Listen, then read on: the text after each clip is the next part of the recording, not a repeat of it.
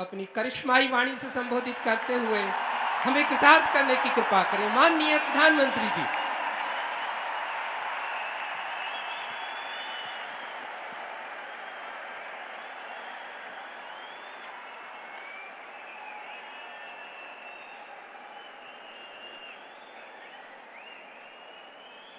हिमाचल प्रदेश के राज्यपाल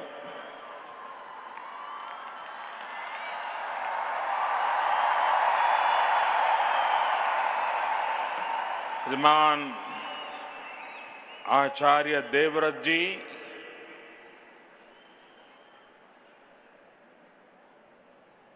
DAV college management committee के अध्यक्ष डॉक्टर पूनम सूरी जी और विशाल संख्या में पधारे हुए सभी आर्य पुत्र पुत्रियां,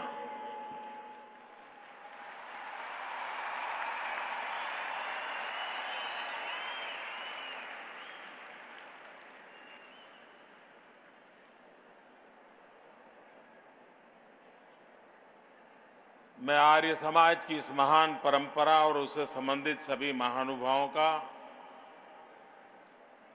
हृदय से आभार व्यक्त करता हूं कि इस विशाल शक्ति स्रोत का, संस्कार की धारा का आचमन लेने का मुझे सौभाग्य मिला है।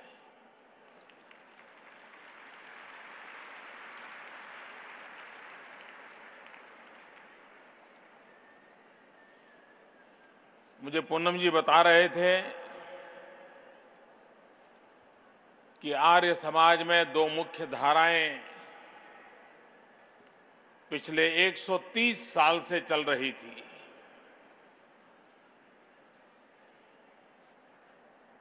और 130 साल के बाद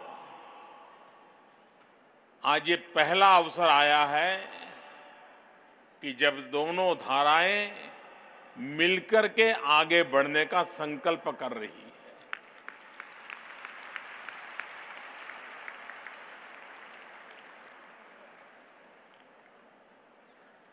ये बात मेरे लिए इतनी गौरवपूर्ण है, इतनी आनंददायक है, जिसका मैं शब्दों में बयान नहीं कर सकता।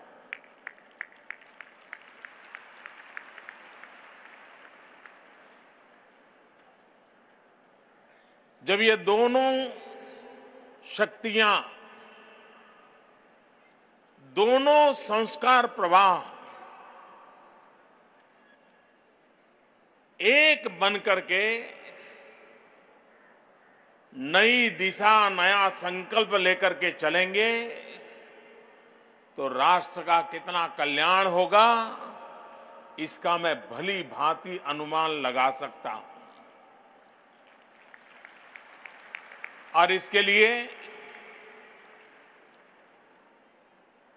मैं इस निर्णय प्रक्रिया से जुड़े हुए सभी महानुभावों का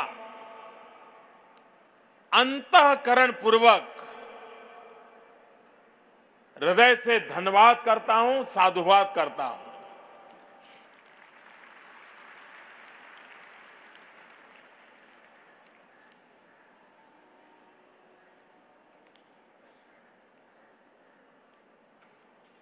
पूनम जी बता रहे थे कि गुजरात की धरती ने स्वामी दयानंद जी दिए,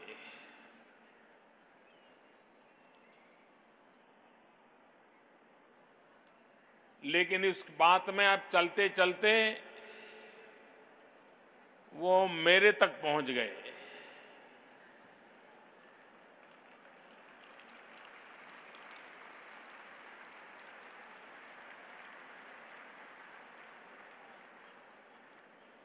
उस महापुरुषों के नामों की श्रृंखला में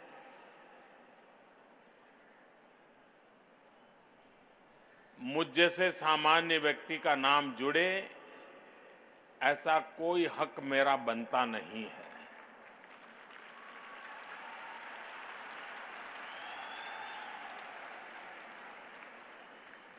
वो महापुरुष इतने बड़े थे, उनकी चरण रज लेकर के हम कुछ अच्छा पा सके, उनके आशीर्वाद मिले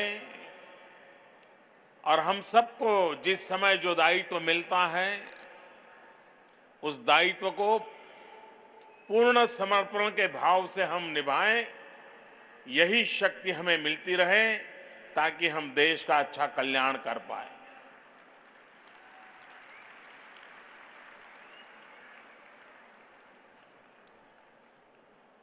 $1857 इस देश ने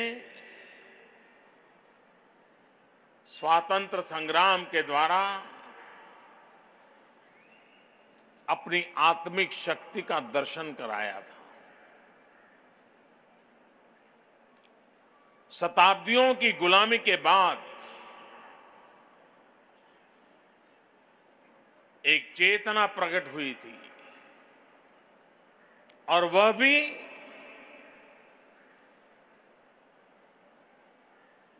छुटपुट नहीं,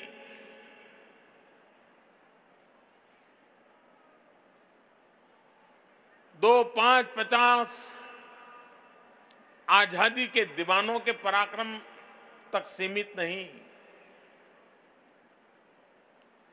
एक प्रकार से पूरा देश उठ खड़ा हुआ था।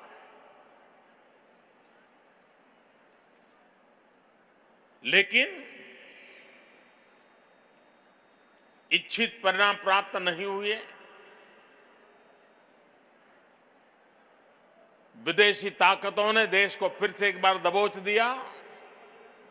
उस पार्श्वभूमि को हम देखें, 1857 के स्वातंत्र संग्राम के बाद के उन दिनों को याद करें, इतिहास के पन्नों को देखें, तब ध्यान में आता है कि 1875 में आर्य समाज की स्थापना क्यों हुई होगी। उसकी पार्श्वभूमि वो 1857 का स्वातंत्र संग्राम है।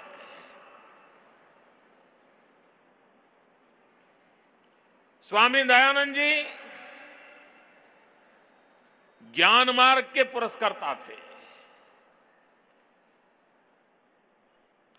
वेद के प्रकाश में सत्य को पाकर के सत्य के प्रकाश को आने वाली पीढ़ियों को परिचित कराने का स्वामी दयानंद जी ने प्रयास किया था।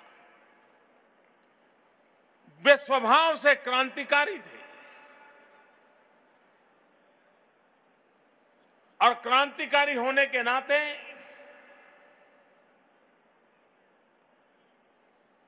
वे अंधविश्वास के खिलाफ लड़ना,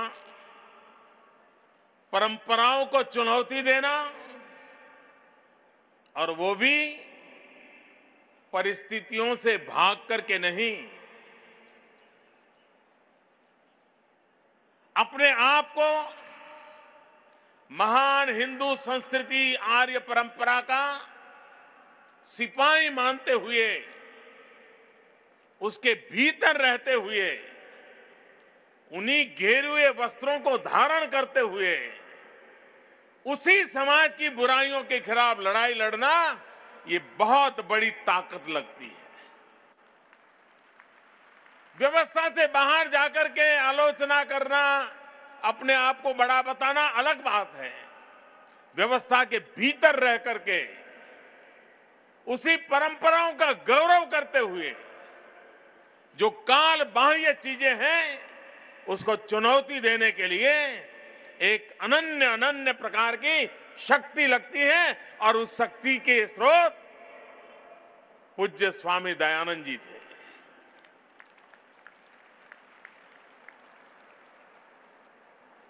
और उस महापारस के विचार प्रक्रिया, चिंतन के प्रति समर्पण, ज्ञान के अधिष्ठान पर विचार मनन चिंतन, उसके आधार पर निरंतर प्रजा जीवन में प्योरिफिकेशन होता रहे, इस बात को उन्होंने बल दिया। और उसी का परिणाम है कि महर्षि जी के जाने के बाद भी उतनी ही तीव्रता से, उतने ही समर्पण भाव से यह आंदोलन आज भी चल रहा है।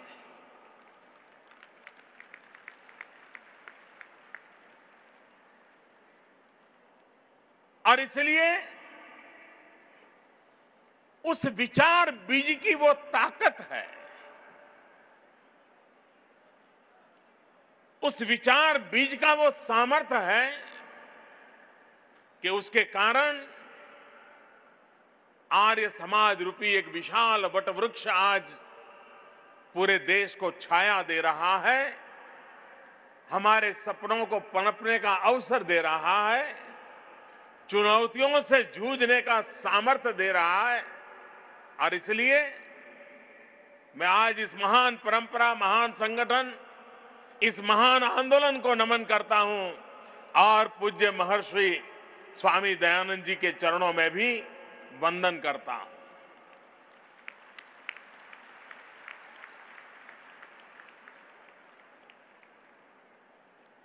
इतना बड़ा विशाल परिवार, 20 लाख छात्र हो, 60,000 से ज्यादा आचार्य प्राचार्य हो,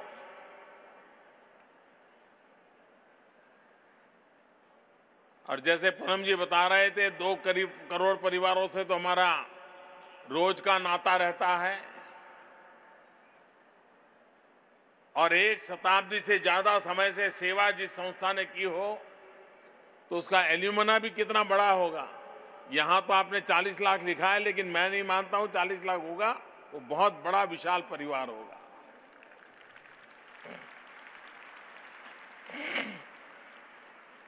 ये सब मिलकर के हर वर्ष एक विषय तय करें और पूरी शक्ति उस विषय पर लगा दें। आप देखिए नतीजे नजर आने लगेंगे, दुनिया को ध्यान आएगा। अगर डीएवी तय कर ले कि 2020 में जब ओलंपिक होगा तब डीएवी का छात्र गोल्ड मेडल लेके आएगा, मैं कहता हूं कर सकते हैं।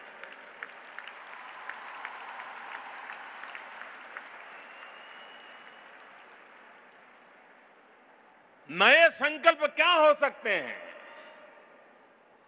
नए संकल्प यही हो कि भारत की विश्व में गरिमा कैसे बढ़े। डीएवी का सिर्फ हिंदुस्तान में डंका क्यों बजे, दुनिया में क्यों न बजे। और इसलिए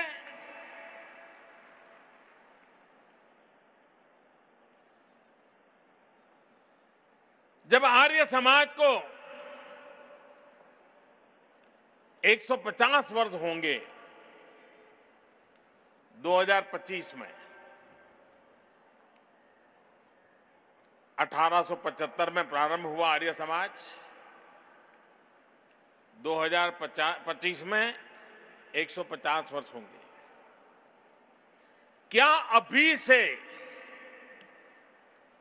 गुरुकुल परंपरा हो, डीएवी हो, आर्य समाज की और संगठनाएं हो,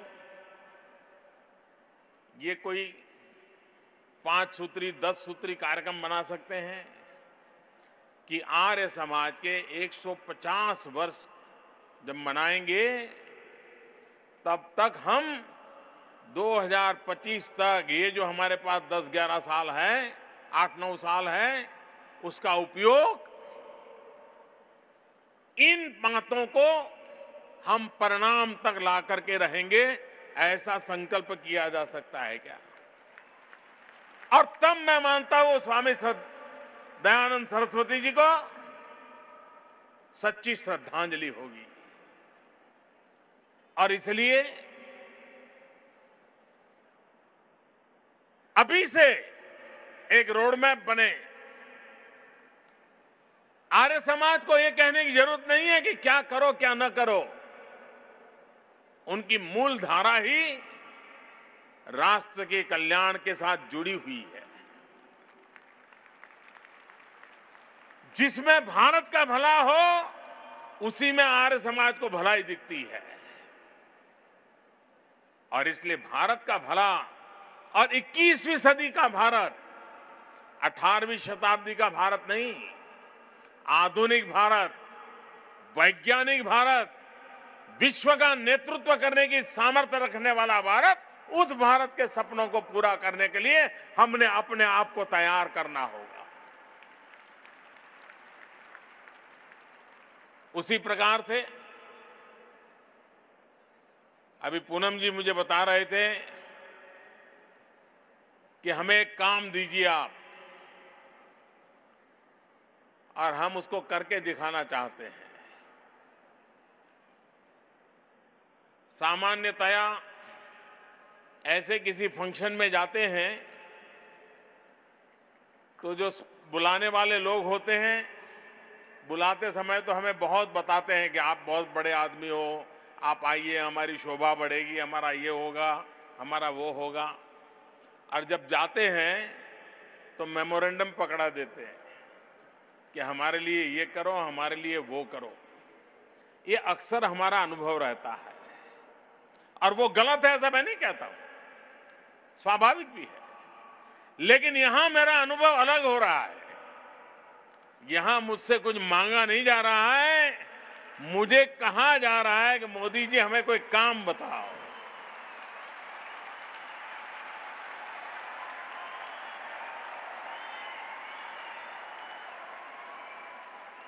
मैं इस बात को छोटी नहीं मानता हूं, बहुत बड़ी बात मेरे लिए है ये, कि कोई मेहमान में के रूप में कहीं जाए और बुलाने वाला हमसे कुछ मांगे नहीं और ऊपर से ये कहें कि हमारे लिए कोई काम बताइए। तो मैंने पूनम जी को कहा, क्या लगता है क्या कर सकते हैं आप? तो उन्होंने कहा, क्या गंगा सफाई का जो आपका सपना है, क्या उसमें हम जुड़ सकते हैं क्या? हम हमारे डीएवी के छात्रों को गंगा सफाई के काम से जोड़ेंगे, हमारे शिक्षकों को जोड़ेंगे, हमारे अभिभावकों को जोड़ेंगे।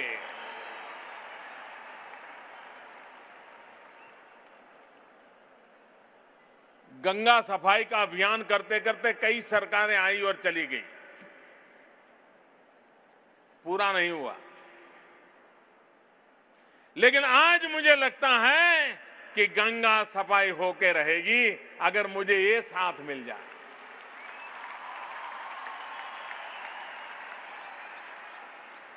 जब जनता जनार्दन के आशीर्वाद प्राप्त होते हैं तो कोई समस्या नहीं रहती है, वो समस्या अपने आप में अवसर में पलट जाती है। और आज मैं देख रहा हूं कि डीएवी की ये शक्ति, आर्य समाज की शक्ति, गुरुकुलों की शक्ति, आर्य समाज से जुड़े हुए सभी साधु महात्माओं की शक्ति, ये जब गंगा सफाई के आंदोलन का हिस्सा बन जाए तो फिर तो गंगा सफाई, मैं नहीं मानता हूं वो सपना कभी अधूरा रह सकता है। और यही नया संकल्प है, यही नया संकल्प है।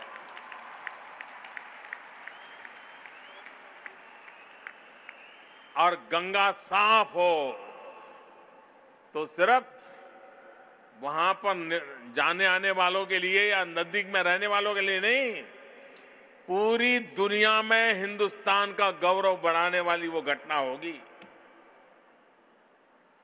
और एक काम हम शुरू करें, हम गंगा को गंदी नहीं होने देंगे।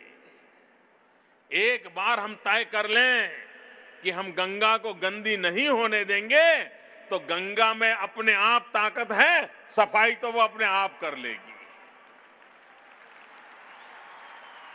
आज मुसीबत गंगा की वो नहीं है, मुसीबत हम हैं जो उसे गंदा करते हैं।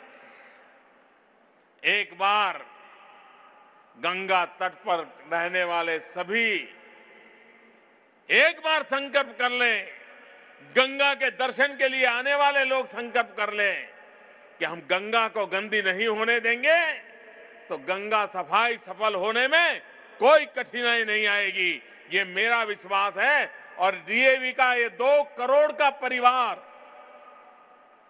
ये 2 करोड़ का परिवार लग जाए तो मैं नहीं मानता हूं कि हमारी गंगा अशुद्ध रह सकती है।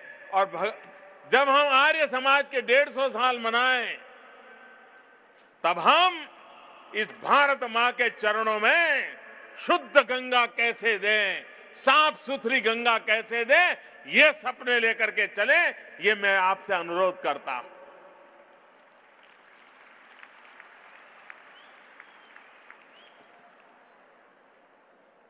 दुनिया कहती है 21वीं सदी एशिया की सदी है, कुछ कहते हैं 21वीं सदी भारत की सदी है।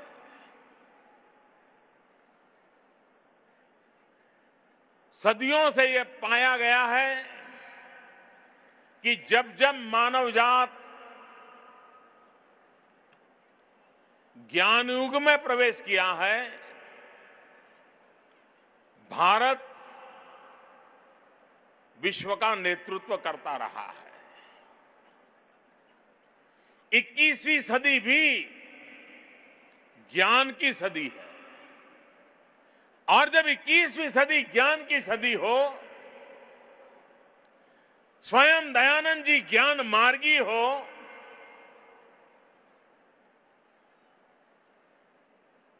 और भारत के अंदर 65% जनसंख्या 35 साल से कम उम्र की हो, हिंदुस्तान आज दुनिया में सबसे जमा है। और जिस देश दुनिया में सबसे जमा होता है, तो उस देश के सपने भी जवान होते हैं, इरादे भी जवान होते हैं, संकल्प भी जवान होते हैं। और इसलिए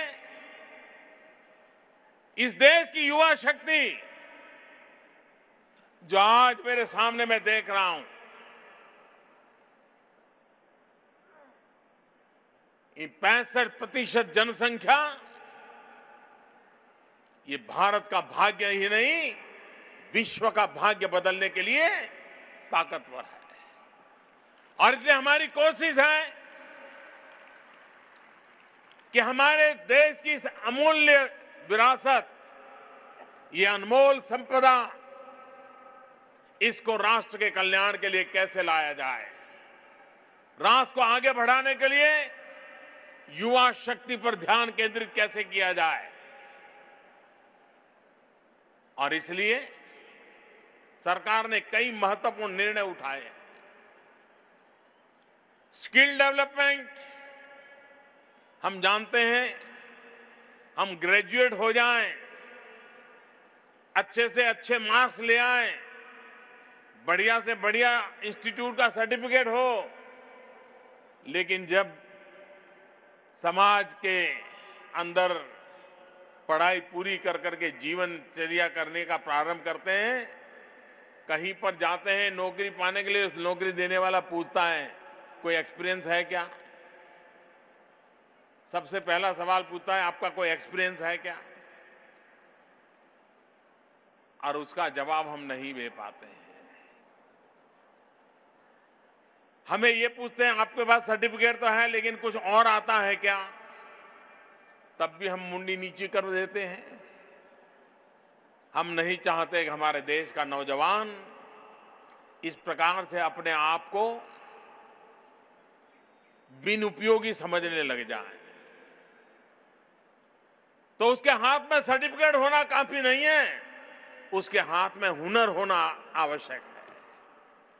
और इसलिए हमने स्किल डेवलपमेंट का अभियान चलाया है।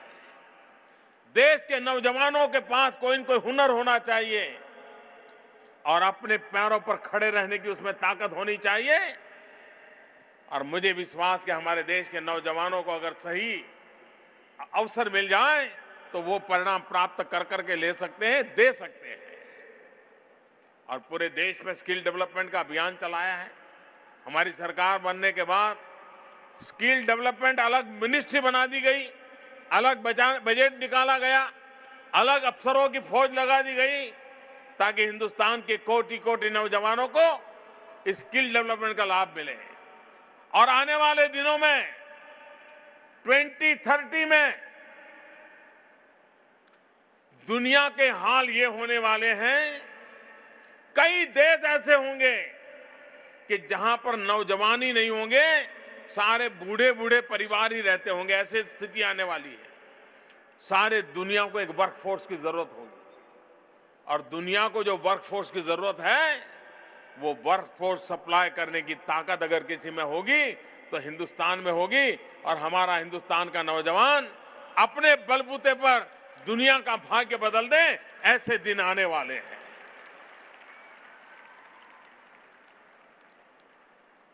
हमने एक योजना शुरू की, मुद्रा योजना। हमारे देश के आर्थिक विकास में हमेशा दो विषयों की चर्चा चली है, या तो प्राइवेट सेक्टर या पब्लिक सेक्टर। आर्थिक कारोबार चलाने के दो ही तरीके सामने आए हैं, प्राइवेट सेक्टर, पब्लिक सेक्टर। हमने नया विचार किया है। यहां जो बात आई है, नई दिशा। हमने कहा प्राइवेट सेक्टर उसका अपना काम करे, पब्लिक सेक्टर अपना काम करे, फले फूले बहुत आगे बढ़े। लेकिन देश को आगे बढ़ाने के लिए एक तीसरे सेक्टर की जरूरत है, और उसको हमने कहा है पर्सनल सेक्टर। हर व्यक्ति में वो सामर्थ्य हो, अपने बलबूते पर खड़ा रहे, और वो जॉब सीकर न बने, जॉब क्रिएटर बने। 2 को, 5 को, 7 को वो रोजगार देने वाला बने। और इसलिए हम वो एक ताकत खड़ी करना चाहते हैं। समाज के छोटे छोटे लोग, जिनको कभी बैंक के अंदर प्रवेश तक नहीं मिलता था, हमने मुद्रा योजना के तहत कहा है कि जो सामान्य लोग हैं, बाल काटने वाला नाई होगा, धोबी होगा, अखबार बेचने वाला होगा, दूध बेचने वाला होगा, चाय बेचने वाला होगा, सामान्य लोग समाज के, मुद्रा योजना से उनको पैसे दिए जाएंगे, और किसी भी प्रकार की गारंटी के बिना पैसे दिए जाएंगे, ताकि वो साहूकारों के ब्याज के चक्कर से मुक्त हो जाए। और उसको 50,000, लाख, 2 लाख, 5 लाख रुपया चाहिए तो वो अपना कारोबार बढ़ा सकता है। आज अगर वो 2 लोगों को रोजगार देता है तो 5 को दे सकता है। कोई और काम नहीं कर सकता है तो नई शुरुआत कर सकता है। कोई ऑटो रिक्शा ला करके अपना गाड़ी चला सकता है, परिवार को अपने पैरों पर खड़ा कर सकता है। और इसलिए मुद्रा योजना शुरू की। और मुझे खुशी है कि हमने कोई ढोल नहीं पीटे, बड़े बड़े मेले नहीं लगाए, राजनीतिकरण नहीं करने दिया। 2 करोड़ से ज्यादा लोगों को अब तक मुद्रा योजना का पैसा दे दिया जा चुका है, और करीब करीब 1 लाख करोड़ रुपया कोई भी गारंटी के बिना इस देश के लोगों पर भरोसा करके देने का हमने निर्णय किया, कर दिया काम। वो देश की आर्थिक स्थिति को चलाएंगे। हमारी सरकार की नई दिशा यही है कि हम सामान्य मानवी पे भरोसा करते हैं। हिंदुस्तान की सरकार हिंदुस्तान के नागरिकों पर आशंका करे, ये दूरियां मिटनी चाहिए। और हमने तय किया कि हम नागरिकों के प्रति विश्वास करेंगे, भरोसा करेंगे। आपको पता होगा, यहां जो टीचर बैठे होंगे उनको तो बराबर याद होगा, पढ़ाई आप करें, मेहनत आप करें, रात रात जाग करके पढ़ाई आप करें, परीक्षा आप दें, मार्क्स आप लाएं, पोजीशन आपको प्राप्त हो।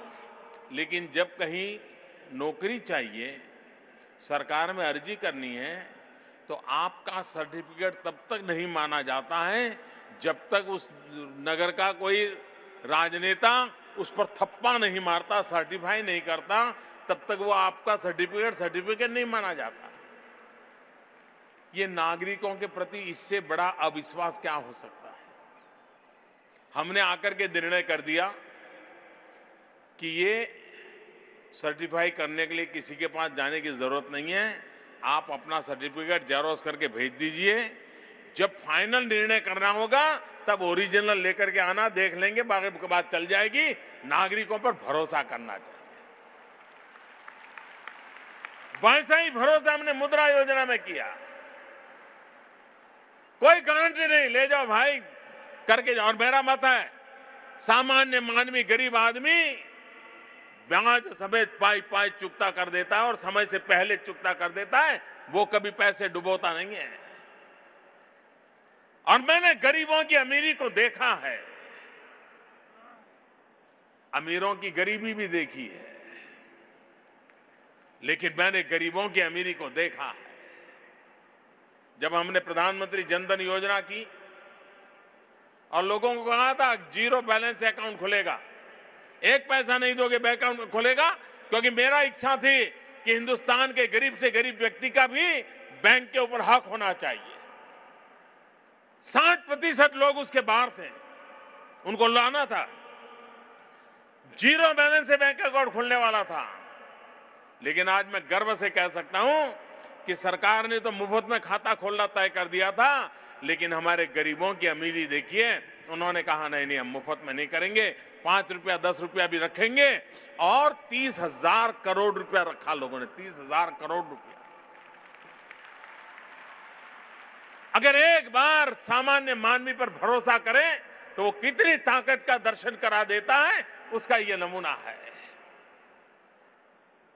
हमने नौजवानों के लिए startup India, stand up India अभियान चलाया है। स्किल डेवलपमेंट हो, मुद्रा योजना से पैसा मिले, startup India, stand up India innovative चीजें करें। खास करके हमारे दलित भाई बहन, हमारे शेड्यूल ट्राइब के भाई बहन, आदिवासी भाई बहन, वो भी अपने बलबूते पर, अपने ताकत पर आगे आए, उसके लिए सरकार ने मदद करनी चाहिए।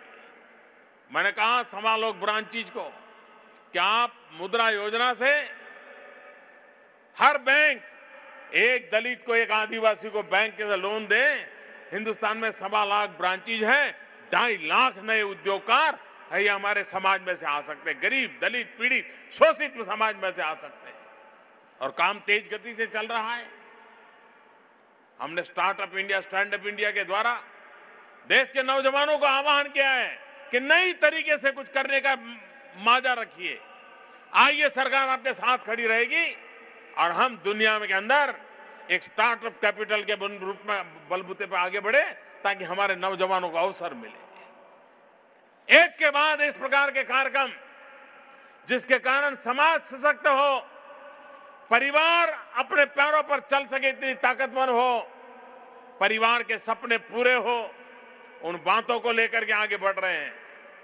आज देश, सारी दुनिया ने माना है, चाहे वर्ल्ड बैंक हो, IMF हो, और भी कोई संगठन हो, हर किसी का कहना है कि दुनिया पूरी आर्थिक संकट से गुजर रही है, एक अकेला हिंदुस्तान आज पूरे विश्व में आर्थिक रूप से तेज गति से आगे बढ़ रहा है। असामान्य स्थिति है, सारी दुनिया डूब रही है, उस समय हिंदुस्तान चमक रहा है। ये बात दुनिया के लोग कह रहे हैं। पिछले 1.5 साल में एक के बाद एक जो कदम उठाए, आज उसका नतीजा है कि आज हिंदुस्तान